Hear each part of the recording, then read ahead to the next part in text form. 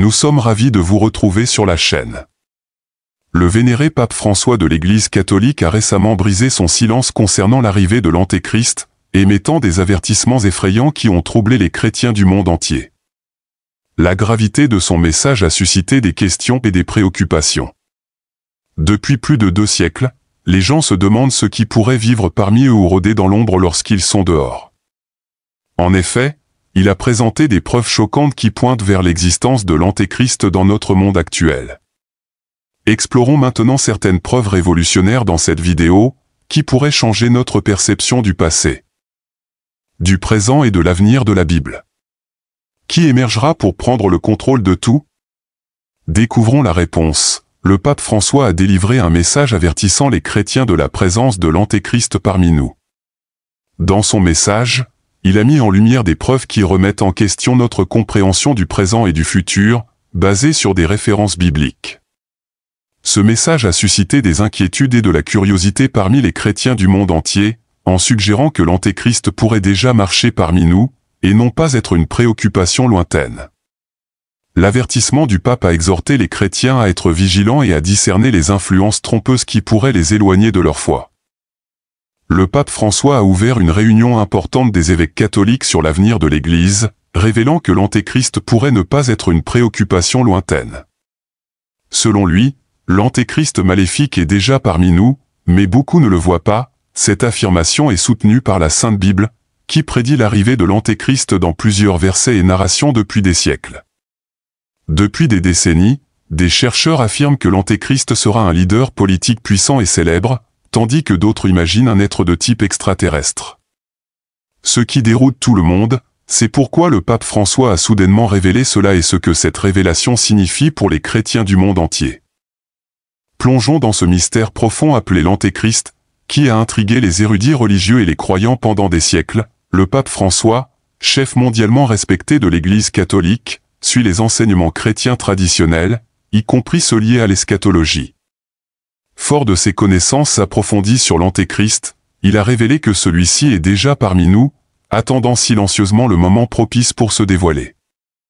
Bien que le pape François ait souvent parlé de l'importance du discernement et du combat entre le bien et le mal de l'Antéchrist, ses enseignements mettent souvent l'accent sur des questions comme la justice sociale, le soin de l'environnement et la miséricorde.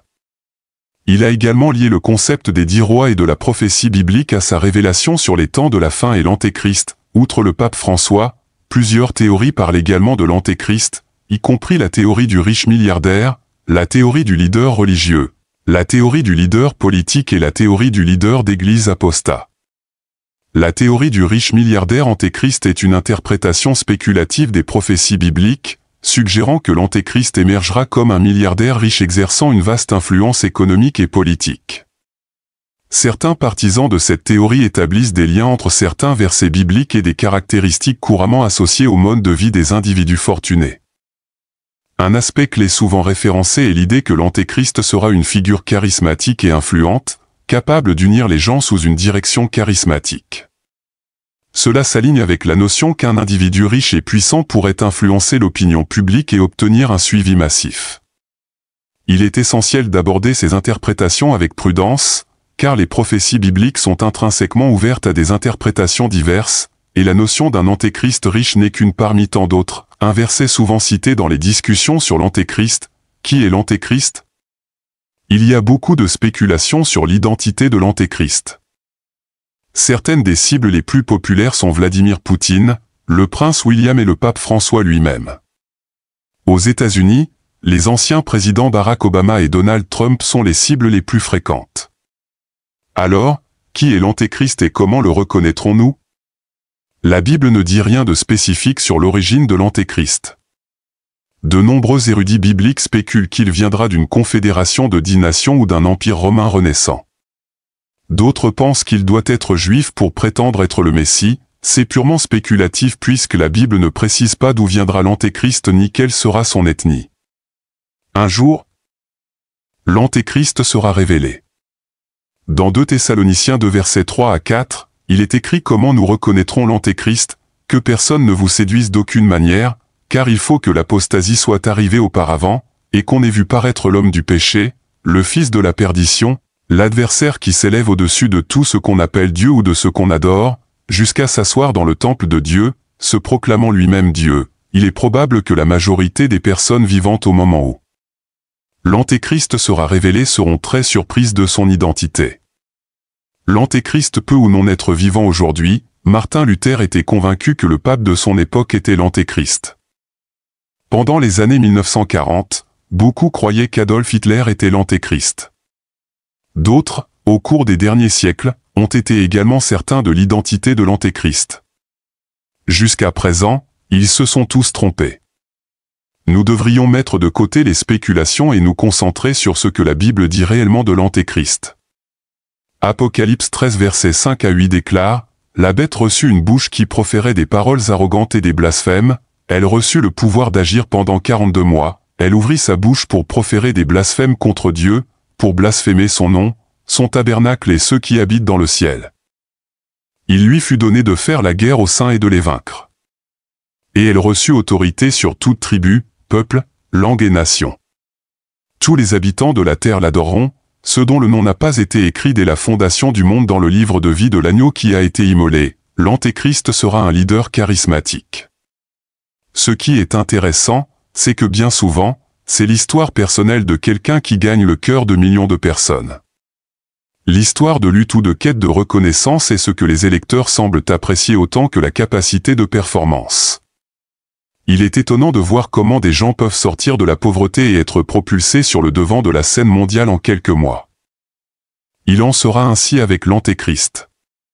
Il aura des débuts discrets et gagnera le cœur de l'humanité. Dans la vision prophétique de Daniel, il voit des rois symboliquement représentés par des cornes. Il interprète clairement sa vision en disant « Les 10 cornes, ce sont 10 rois qui s'élèveront de ce royaume, un autre s'élèvera après eux, il sera différent des premiers, et il abaissera 3 rois, il prononcera des paroles contre le Très-Haut, il opprimera les saints du Très-Haut. » Certains ont interprété que Daniel parlait des futurs empereurs de Rome qui attaqueraient violemment le peuple de Dieu dans les temps à venir. D'autres croient que ces références aux rois concernaient l'Église catholique romaine ou le pape lui-même. Ce que je crois, c'est que l'Antéchrist s'élèvera après l'enlèvement, formera une alliance avec 10 autres rois, puis prendra le contrôle de 3 d'entre eux.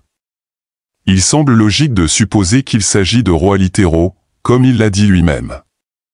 Il le fera avec son charisme, charmant les masses et en égarant beaucoup. Il sera extrêmement intelligent et plus fort que la plupart. Il sera un excellent communicateur, politiquement astucieux et un génie militaire. Bien qu'il soit charmant, son caractère corrompu sera révélé après 3 ans et demi de tribulation. Le monde verra alors comment cet homme est déterminé à détruire la foi chrétienne et à persécuter les Juifs. Il est décrit comme un blasphémateur, un ennemi de la loi de Dieu, consumé par ses ambitions égoïstes. Il tentera de changer les prophéties bibliques en tordant les Écritures.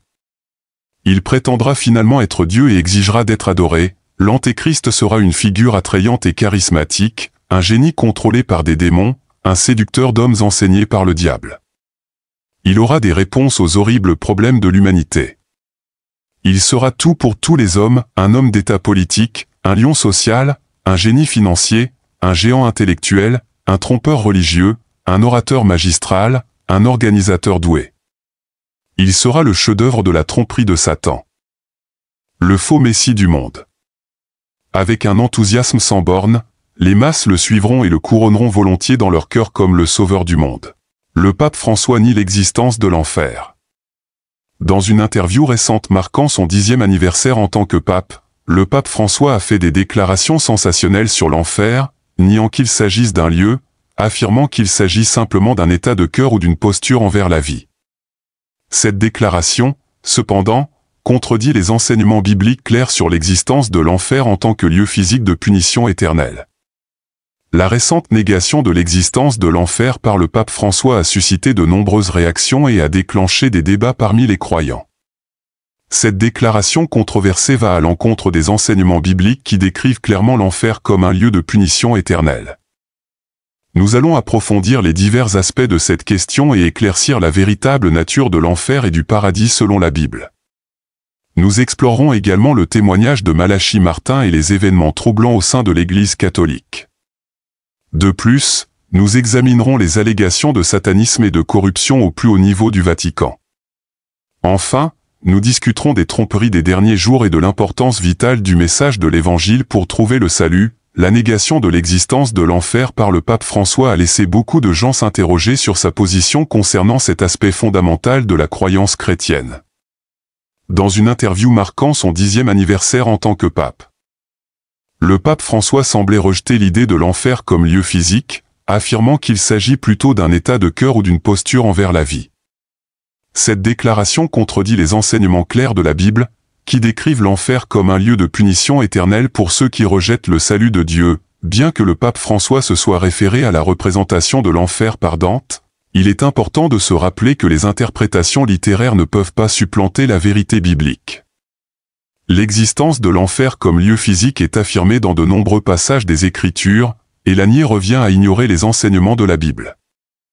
Selon la Bible, l'enfer est un lieu réel de punition éternelle pour ceux qui rejettent le salut de Dieu.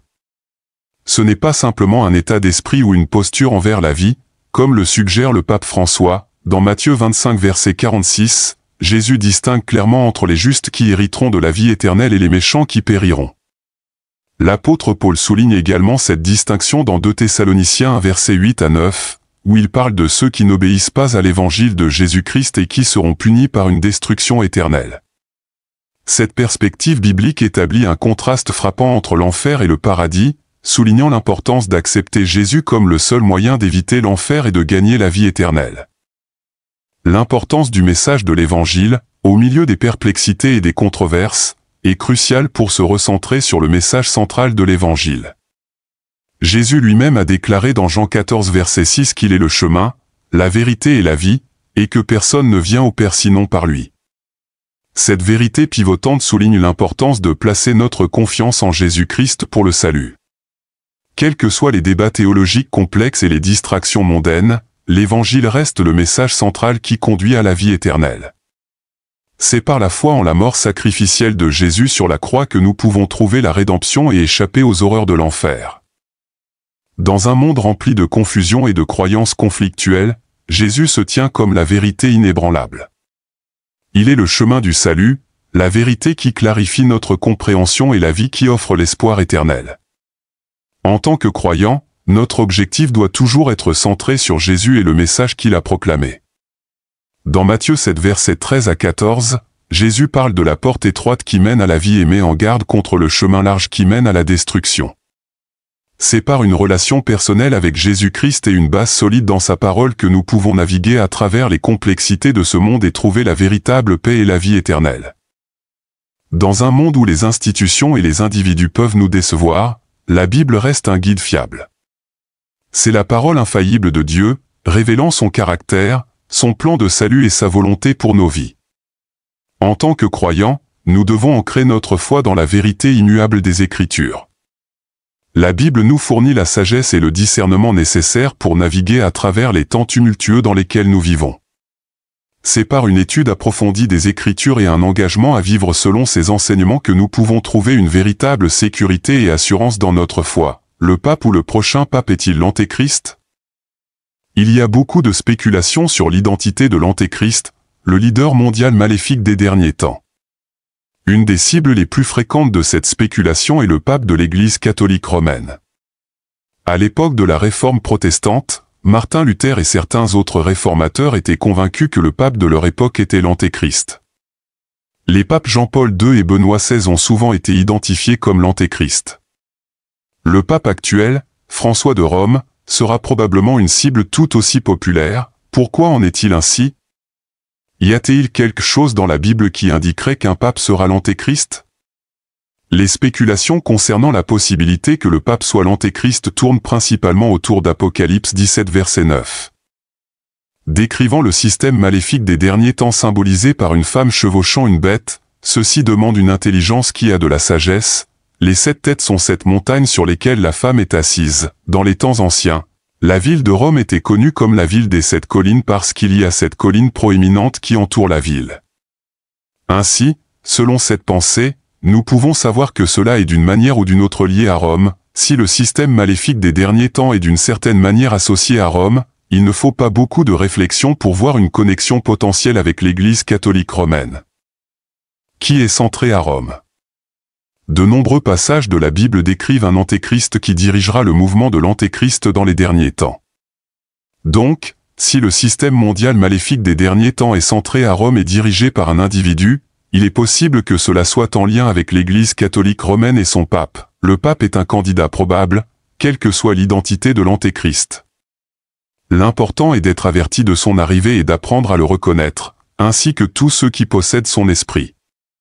Dans 1 Jean 4 versets 2 à 3, il nous est dit comment identifier l'esprit de l'antéchrist. À ceci vous reconnaissez l'esprit de Dieu, tout esprit qui confesse que Jésus-Christ est venu en chair est de Dieu. Et tout esprit qui ne confesse pas que Jésus-Christ est venu en chair n'est pas de Dieu. Le pape François actuel reconnaît Jésus comme venant de Dieu et sa venue en chair, bien que nous soyons en désaccord avec le pape François sur de nombreux aspects de la doctrine catholique, sa vision de la personne de Jésus-Christ est biblique. Par conséquent, il est difficile de croire que le pape François soit l'antéchrist. Bien que nous croyions qu'il soit possible qu'un pape soit l'antéchrist, la Bible ne donne pas d'informations suffisamment précises pour être dogmatique. Un futur pape pourrait bien être l'antéchrist, ou peut-être le faux prophète de l'antéchrist. Si tel est le cas, ce futur pape sera clairement identifié par un déni de la venue de Jésus en chair. Avant le retour du Christ, l'Église devra passer par une épreuve finale qui ébranlera la foi de nombreux croyants, une tromperie religieuse offrant aux hommes une solution apparente à leurs problèmes au prix de l'apostasie de la vérité. La suprême tromperie religieuse est celle de l'antéchrist, un pseudo-messianisme par lequel l'homme se glorifie à la place de Dieu et de son Messie venu en chair. La tromperie de l'antéchrist commence déjà à prendre forme dans le monde chaque fois que la revendication est faite de réaliser dans l'histoire cette espérance messianique qui ne peut être réalisée qu'au-delà de l'histoire par le jugement eschatologique. L'Église distingue traditionnellement entre l'antéchrist, compris comme un pseudo-messie qui viendra à la fin des temps et dirigera le monde contre l'Église dans l'épreuve finale, et les antichrists au pluriel, qui participent de diverses manières au même esprit de l'antéchrist et personnifient l'esprit ou la pensée du diable. Que voulons-nous dire par l'esprit ou la pensée du diable? La réponse peut être trouvée en considérant la tentation d'Adam et Ève par Satan. Le diable a tenté Adam et Ève de réaliser dans leur propre vie la promesse de Dieu de partager son image et sa ressemblance, mais par leur propre pouvoir et à leur propre manière. Satan est l'exemple ultime de la célèbre chanson de Sinatra I Did It My Way. L'esprit de l'antéchrist est donc synonyme de l'esprit du diable, qui s'oppose à la volonté et à la voix de Dieu en faveur de sa propre voix. 2 Thessaloniciens 2 versets 3 à 12 décrit l'antéchrist comme une personne qui aura tout le pouvoir et la tromperie du diable lui-même. Il tentera de tromper les gens en leur faisant croire qu'il est ce qu'il n'est pas. Finalement, il se proclamera Dieu, et seul le retour du Seigneur l'arrêtera. Le Christ lui-même le vaincra finalement et le jettera en enfer.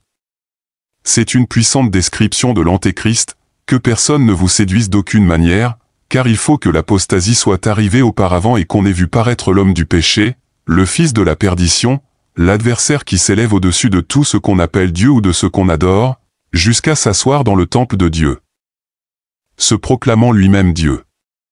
Ne vous souvenez-vous pas que je vous disais ces choses, lorsque j'étais encore chez vous? Et maintenant, vous savez ce qui le retient, afin qu'il ne paraisse qu'en son temps.